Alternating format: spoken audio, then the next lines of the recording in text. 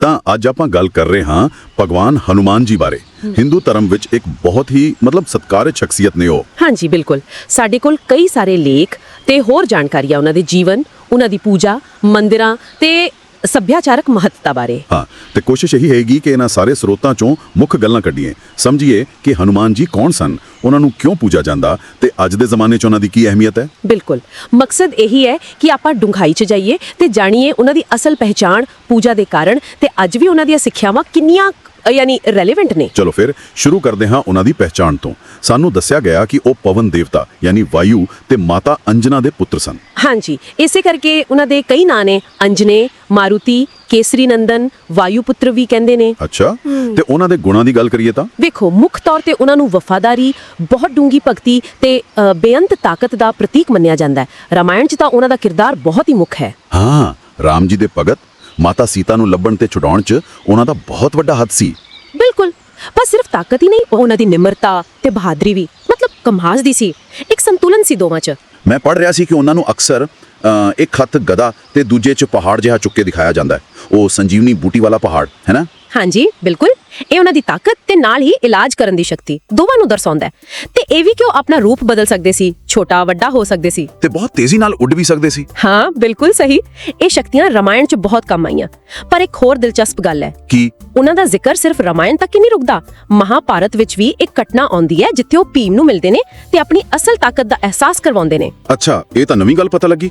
ਹਾਂਜੀ, ਤੇ ਕੁਝ ਥਾਵਾਂ ਤੇ ਤਾਂ ਉਹਨਾਂ ਨੂੰ ਭਗਵਾਨ ਸ਼ਿਵ ਦਾ ਅਵਤਾਰ ਮੰਨਿਆ ਜਾਂਦਾ ਹੈ।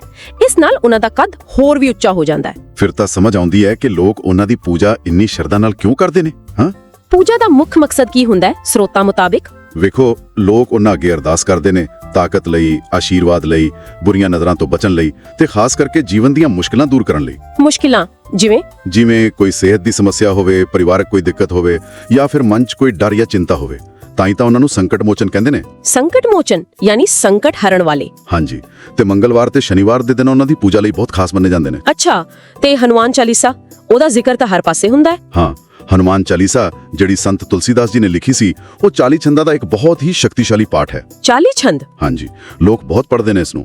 ਮੰਨਿਆ ਜਾਂਦਾ ਹੈ ਕਿ ਇਸ ਨਾਲ ਹਿੰਮਤ ਮਿਲਦੀ ਹੈ, ਸੁਰੱਖਿਆ ਹੁੰਦੀ ਹੈ, ਮਨ ਨੂੰ ਸ਼ਾਂਤੀ ਮਿਲਦੀ ਹੈ, ਬਹੁਤ ਫਾਇਦੇ ਦੱਸੇ ਜਾਂਦੇ ਨੇ। ਤੇ ਹਨੂਮਾਨ ਜਯੰਤੀ ਵੀ ਮਨਾਈ ਜਾਂਦੀ ਹੈ। ਹਾਂ, ਉਹਨਾਂ ਦਾ ਜਨਮ ਦਿਨ ਪੂਰੇ ਭਾਰਤ 'ਚ ਬੜੇ ਜੋਸ਼ ਤੇ ਸ਼ਰਧਾ ਨਾਲ ਮਨਾਉਂਦੇ ਨੇ ਲੋਕ। ਕਈ ਮੰਦਿਰ ਵੀ ਬਹੁਤ ਮਸ਼ਹੂਰ ਨੇ। ਅਯੁੱਧਿਆ 'ਚ ਹਨੂਮਾਨਗੜੀ ਦਾ ਜ਼ਿਕਰ ਆਇਆ, ਸ਼ਿਮਲਾ 'ਚ ਜਾਖੂ ਮੰਦਿਰ। ਹਾਂ, ਜਾਖੂ ਮੰਦਿਰ ਬਾਰੇ ਕਹਿੰਦੇ ਨੇ ਕਿ ਜਦੋਂ ਹਨੂਮਾਨ ਜੀ ਸੰਜੀਵਨੀ ਬੂਟੀ ਲੈਣ ਜਾ ਰਹੇ ਸੀ ਤਾਂ ਇੱਥੇ ਰੁਕੇ ਸੀ।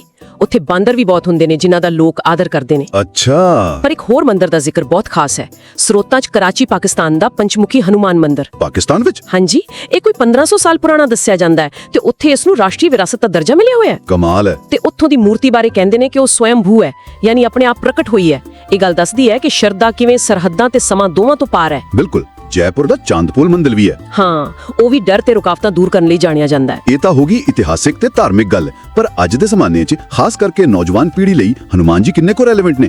ਕੀ ਕਹਿੰਦੇ ਨੇ ਸਰੋਤ? ਹਾਂ, ਇਹ ਬਹੁਤ ਅਹਿਮ ਨੁਕਤਾ ਹੈ। ਸਰੋਤ ਦੱਸਦੇ ਨੇ ਕਿ ਅੱਜ ਦੀ ਨੌਜਵਾਨ ਪੀੜ੍ਹੀ, ਜਿਹਨੂੰ ਆਪਾਂ Z ਜਾਂ ਮਿਲੇਨੀਅਲਸ ਕਹਿੰਦੇ ਆ, ਉਹ ਹਨੂਮਾਨ ਜੀ ਦੀ ਤਾਕਤ, ਉਹਨਾਂ ਦੀ ਹਿੰਮਤ ਤੇ ਆਪਣੀ ਜ਼ਿੰਮੇਵਾਰੀ ਪ੍ਰਤੀ ਜਿਹੜਾ ਸਮਰਪਣ ਹੈ, ਉਸ ਤੋਂ ਬਹੁਤ ਪ੍ਰੇਰਨਾ ਲੈਂਦੀ ਹੈ। ਮਤਲਬ ਉਹਨਾਂ ਨੂੰ ਇੱਕ ਆਦਰਸ਼ ਵਜੋਂ ਦੇਖਿਆ ਜਾਂਦਾ ਹੈ। ਹਾਂਜੀ, ਸਰੀਰਕ ਤੇ ਮਾਨਸਿਕ ਤੰਦਰੁਸਤੀ ਲਈ, ਅਨੁਸ਼ਾਸਨ ਲਈ ਤੇ ਜ਼ਿੰਦਗੀ ਦੀਆਂ ਮੁਸ਼ਕਿਲਾਂ ਦਾ ਹਿੰਮਤ ਨਾਲ ਸਾਹਮਣਾ ਕਰਨ ਲਈ। ਤੇ ਸਿਰਫ ਧਾਰਮਿਕ ਤੌਰ ਤੇ ਹੀ ਨਹੀਂ, ਪੌਪ ਕਲਚਰ 'ਚ ਵੀ ਅਸਰ ਦਿਸ ਰਿਹਾ ਹੈ। ਫਿਲਮਾਂ 'ਚ, ਕਲਾ 'ਚ ਲੋਕ ਟੈਟੂ ਬਣਵਾਉਂਦੇ ਨੇ। ਹਾਂ, ਕੱਪੜਿਆਂ ਤੇ ਵੀ ਉਹਨਾਂ ਦੇ ਚਿੱਤਰ ਹੁੰਦੇ ਨੇ। ਇਹ ਸ਼ਾਇਦ ਇਸ ਲਈ ਕਿ ਉਹ ਤਾਕਤ ਦਾ ਪ੍ਰਤੀਕ ਨੇ, ਨਕਾਰਾਤਮਕਤਾ ਦੇ ਖਿਲਾਫ ਲੜਨ ਦੀ ਤਾਕਤ ਦਾ। ਸਹੀ ਗੱਲ ਹੈ। ਬਿਲਕੁਲ, ਤੇ ਇਹੀ ਗੱਲ ਹੈ ਕਿ ਉਹਨਾਂ ਦੀਆਂ ਸਿੱਖਿਆਵਾਂ ਉਸ ਸਮੇਂ ਤੋਂ ਪਰੇ ਨੇ। ਉਹਨਾਂ ਦੀ ਅਡੋਲ ਸ਼ਰਧਾ, ਬਿਨਾਂ ਕਿਸੇ ਸਵਾਰਥ ਦੇ ਸੇਵਾ ਕਰਨੀ ਤੇ ਸਭ ਤੋਂ ਵੱਡੀ ਗੱਲ, ਇੰਨੀ ਤਾਕਤ ਹੁੰਦਿਆਂ ਹੋਇਆਂ ਵੀ ਨਿਮਰ ਰਹਿਣਾ। ਹਾਂ, ਇਹ ਸੰਤੁਲਨ ਬਹੁਤ ਜ਼ਰੂਰੀ ਹੈ, ਤਾਕਤ ਤੇ ਨਿਮਰਤਾ ਦਾ। ਇਹੀ ਗੁਣ ਅੱਜ ਵੀ ਸਾਨੂੰ ਰਾਹ ਦਿਖਾ ਸਕਦੇ ਨੇ, ਮੁਸ਼ਕਿਲਾਂ ਨਾਲ ਕਿਵੇਂ ਨਜਿੱਠਣਾ ਹੈ ਤੇ ਆਪਣੇ ਅਸੂਲਾਂ ਤੇ ਕਿਵੇਂ ਕਾਇਮ ਰਹਿਣਾ ਹੈ। ਤਾਂ ਕੁੱਲ ਮਿਲਾ ਕੇ ਜੇ ਆਪਾਂ ਸਾਰ ਕੱਢੀਏ ਤਾਂ ਹਨੂਮਾਨ ਜੀ ਸਿਰਫ ਇੱਕ ਮਿਥਿਹਾਸਿਕ ਪਾਤਰ ਨਹੀਂ, ਸਗੋਂ ਭਗਤੀ, ਸੇਵਾ, ਤਾਕਤ, ਵਫਾਦਾਰੀ ਦੇ ਇੱਕ ਅਜੇ ਪ੍ਰਤੀਕ ਨੇ, ਜਿਨ੍ਹਾਂ ਦੀ ਮਹੱਤਤਾ ਸਮੇਂ ਨਾਲ ਘਟੀ ਨਹੀਂ, ਸਗੋਂ ਸ਼ਾਇਦ ਵਧੀ ਹੀ ਹੈ। ਬਿਲਕੁਲ ਸਹੀ ਕਿਹਾ। ਉਹਨਾਂ ਦੀ ਪੂਜਾ ਤੇ ਉਹਨਾਂ ਤੋਂ ਮਿਲਣ ਵਾਲੀ ਪ੍ਰੇਰਣਾ ਅੱਜ ਵੀ ਲੱਖਾਂ ਲੋਕਾਂ ਲਈ ਬਹੁਤ ਅਹਿਮ ਹੈ। ਤਾਂ ਫਿਰ ਅਖੀਰ 'ਚ ਸਰੋਤਿਆਂ ਲਈ ਇੱਕ ਸਵਾਲ ਛੱਡ ਜਾਈਏ। ਹਾਂਜੀ ਜ਼ਰੂਰ।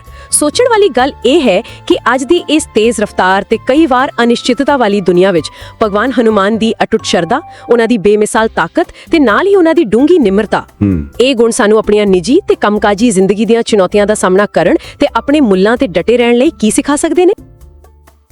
अच्छा, तो आज हम हिंदू देवमाला की एक बहुत ही अहम और दिलचस्प शख्सियत हनुमान जी, उनके बारे में जो मवाद हमारे पास है, इस पर गहराई में बात करेंगे।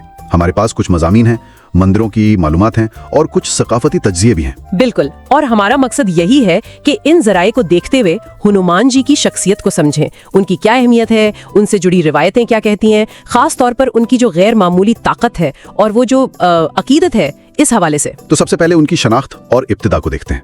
जराए में क्या मिलता है? यही कि वो पवन देवता यानी वायु और अंजना के बेटे हैं। जी, अंजना, जो एक आसमानी अप्सरा थी। हाँ, इसी निस्बत से उन्हें अंजानिया भी कहते हैं, पवन पुत्र भी। और उनकी जो आम तस्वीर जहन में आती है, वो बंदरों जैसी सूरत, एक हाथ में गधा और कभी कभी दूसरे हाथ में वो पूरा पहाड़ उठाए हुए नजर आते हैं। जी बिल्कुल। और ये सिर्फ जाहिरी शबीहा नहीं है, इसके पीछे गहरे माने हैं। जैसे गधा जो है वो उनकी ताकत की अलामत है और वो पहाड़ वो उनकी शिफा बख्श सलाहियतों को दिखाता है, और ये कि वो दूसरों की मदद के लिए कुछ भी कर सकते हैं। सही। तो बुनियादी तौर पर वो वफादारी, ताकत और आप कह सकते हैं बेलोस खिदमत की एक मिसाल है। बिल्कुल, और उनकी कहानी तो जैसा हम सब जानते हैं, रामायण का एक मरकजी हिस्सा है। हाँ, रामायण का जिक्र आया तो सीता जी को जो रावण की कैद से छुड़ाने की मुहिम थी, उसमें तो उनका किरदार बहुत ही नुमाया है। जी हाँ, जरा बताते हैं कि कैसे उन्होंने समुंदर पार किया एक ही छलांग में, फिर लंका में जो बहादुरी दिखाई। एक तज्जिया ये भी कहता है कि लंका में कामयाबी सिर्फ ताकत की वजह से नहीं थी। नहीं, बिल्कुल नहीं, उनकी जहानत, उनकी हिकमत अमली वो भी बहुत अहम थी। दुरुस्त। और इसी दौरान वो वाकया भी हुआ था जब लक्ष्मण जी जख्मी हुए थे। हाँ, संजीवनी बूटी वाला वाकया। जी वही, जब वो हिमालय से वो खास जड़ी बूटी लेने गए और कहा जाता है कि वो पहचान नहीं पा रहे थे तो पूरा पहाड़ी उठा लाए। अच्छा। जी, और शिमला के पास जो जाखू मंदिर है, उससे भी यही रिवायत जुड़ी है कि बूटी ले जाते हुए उन्होंने वहाँ कुछ देर आराम किया था। तो ये उनकी लगन की एक और मिसाल है। वाकई। अच्छा, तो यही जो उनकी ताकत है और मदद करने का जज्बा, इसी वजह से लोग उनकी पूजा करते हैं। मवाद तो यही बताता है। जी हाँ, अकीदतमंद उनसे ताकत मांगते हैं, हिम्मत, मुश्किलात पर काबू पाने के लिए दुआ करते हैं। उन्हें संकट मोचन भी कहा जाता है। संकट मोचन यानी मुश्किल कुशा। बिल्कुल, मुश्किलें दूर करने वाले।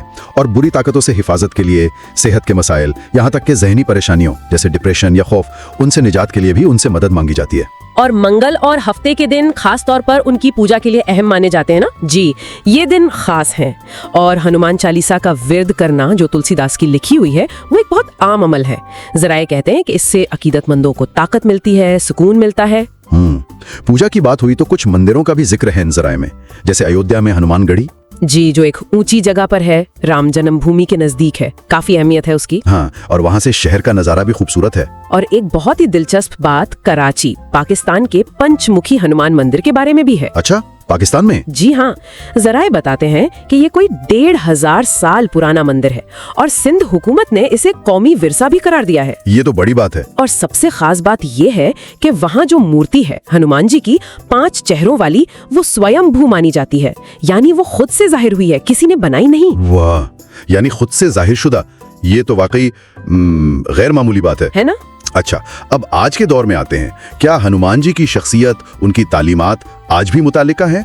कुछ तज्जिए तो यही कहते हैं, खास तौर पर नौजवान नस्ल के हवाले से। जी बिल्कुल, ऐसा लगता है कि नौजवान उन्हें जिस्मानी और जहनी सेहत दोनों के लिए एक रोल मॉडल के तौर पर देख रहे हैं। यानी उनकी ताकत, उनका नज़्म ज़ब्त, अपने मकसद से लगन, ये चीजें नौजवानों को फिटनेस की तरफ और जहनी तौर पर मजबूत बनने की तरगीब दे रही हैं। हाँ, ऐसा ही लगता है। और ये सिर्फ मजहबी दायरे तक ही नहीं है, उनकी तस्वीर अब पॉप कल्चर में, आर्ट में, यहाँ तक कि फैशन में भी इस्तेमाल होती नजर आती है। तो वो सिर्फ एक रिवायती देवता नहीं रहे, बल्कि वो एक अलामत बन गए हैं, मनफी सोच के खिलाफ लड़ने की, खुद पर काबू पाने की, अपनी इक़दार पर कायम रहने की।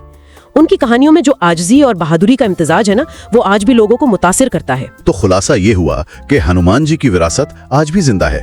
ये बेलौस खिदमत, बेपनाह ताकत और गहरी गैर मुतजलजल अकीदत का एक ऐसा संगम है जो सदियों से लाखों लोगों को मुतासिर कर रहा है। बिल्कुल, और यहाँ एक बात सोचने के लिए छोड़ी जा सकती है कि एक ऐसी हस्ती का तसव्वुर करें जिसमें लामहदूद ताकत भी हो और साथ ही मुकम्मल आजिज़ी और खिदमत का जज्बा भी हो। तो आज की दुनिया में जहां हम अक्सर देखते हैं कि ताकत के साथ गुरूर आ जाता है, ये तसव्वुर ये हमें क्या सिखा सकता है, इस पर गौर किया जा सकता है।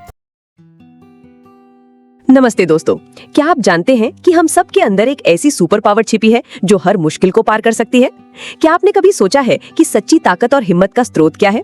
ये सिर्फ बॉडी बिल्डिंग या दुनिया जीतने से नहीं आती। असली ताकत आती है मन की निष्ठा, अटूट विश्वास और प्रेम से। आज हम बात करेंगे उनके बारे में जिनका नाम लेने से ही हर डर, हर शंका मोम की तरह पिघल जाती है। हम बात करेंगे पवन पुत्र हनुमान की, जिनकी कहानी सिर्फ एक धार्मिक कथा नहीं बल्कि ये जीवन जीने की एक ऐसी अद्भुत सीख है जो हमारे अंदर सोई हुई शक्ति को जगाती है। हनुमान जी सिर्फ एक भगवान नहीं, वो भक्ति, सेवा और हिम्मत की एक जीती जागती मिसाल है। उनकी ताकत असीमित थी, ऐसी कि वो पहाड़ों को उठा सकते थे, बादलों से भी तेज उड़ सकते थे। पर उन्होंने अपनी इस अनंत शक्ति को हमेशा दूसरों की भलाई और अपने आराध्य, अपने सब कुछ श्री राम की सेवा में लगाया। सबसे अनोखी और प्रेरक बात उनकी भक्ति थी। वो श्री राम के ऐसे परम भक्त थे जिनके लिए राम नाम से बढ़कर कुछ नहीं था। उनका रोम रोम राम नाम में बसा था। एक बार दरबार में जब उनसे पूछा गया कि वो राम को इतना कैसे प्रेम करते हैं, तो उन्होंने अपना सीना चीर कर दिखा दिया, जिसके अंदर श्री राम और माता सीता की छवि विराजमान थी। उनकी हर सांस, हर काम बस राम जी के लिए ही समर्पित था। जरा उस पल को इमेजिन कीजिए। समुद्र अपनी लहरों से डरा रहा था और सारी सेना ने हार मान ली थी। तब हनुमान जी ने बस अपने प्रभु राम को याद किया और एक ऐसी छलांग लगाई कि आसमान भी देखता रह गया। ये सिर्फ एक जंप नहीं थी, ये उस अटूट विश्वास की ताकत थी जो साबित करती है कि सच्ची भक्ति हर समुद्र को छोटा बना देती है। समुद्र पहुंचकर उन्होंने न सिर्फ माता सीता का पता लगाया, बल्कि जब युद्ध में लक्ष्मण जी शक्ति बाण से मूर्छित हुए तो वो पूरा का पूरा संजीवनी पर्वत ही उठा लाए। उन्होंने एक पल के लिए भी ये नहीं सोचा कि काम कितना मुश्किल या असंभव है। उनके मन में सिर्फ एक बात थी, उनके प्रभु और उनके परिवार को उनकी जरूरत है। ये है सेवा का असली मतलब, बिना किसी स्वार्थ के, बस दूसरों की दुख दूर करना। और उनकी सबसे बड़ी शक्ति क्या थी? उनकी विनम्रता। आसमान को छू लेने की ताकत, पहाड़ों को उठा लेने का बल, फिर भी अहंकार का एक कतरा तक नहीं। वो हमेशा एक सेवक की तरह हाथ जोड़े प्रभु के चरणों में रहे। आज भी जब हम हनुमान चालीसा का पाठ करते हैं तो हमें एक अद्भुत शांति और सुरक्षा का अनुभव होता है। ये गोस्वामी तुलसीदास जी द्वारा लिखी गई एक ऐसी स्तुति है जो सीधे दिल से जुड़ती है और हर मुश्किल से लड़ने की हिम्मत देती है। आपको हनुमान जी की कौन सी बात सबसे ज्यादा प्रेरित करती है? उनकी असीमित शक्ति, उनकी अटूट भक्ति या उनकी विनम्र सेवा भावना? नीचे कमेंट्स में हमें जरूर बताइए। अगर आप ऐसी ही पॉजिटिव एनर्जी और हिम्मत को अपनी लाइफ का हिस्सा बनाना चाहते हैं तो हमारे परिवार से जुड़िए, सब्सक्राइब कीजिए, क्योंकि अगली कहानी आपकी जिंदगी में एक नया बदलाव ला सकती है। आपका जुड़ना हमें और हिम्मत देता है। तो याद रखिएगा, आपके अंदर भी वही हनुमान है। बस अपनी उस शक्ति को पहचानिए, उसे विश्वास दीजिए और फिर देखिए कि आप कौन सा समुद्र पार करते हैं। मिलते हैं अगली कहानी में। अपना और अपनों का ख्याल रखिएगा। जय श्री राम।